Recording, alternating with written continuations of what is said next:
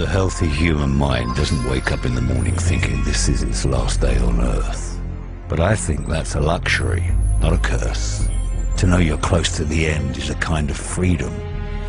Good time to take inventory.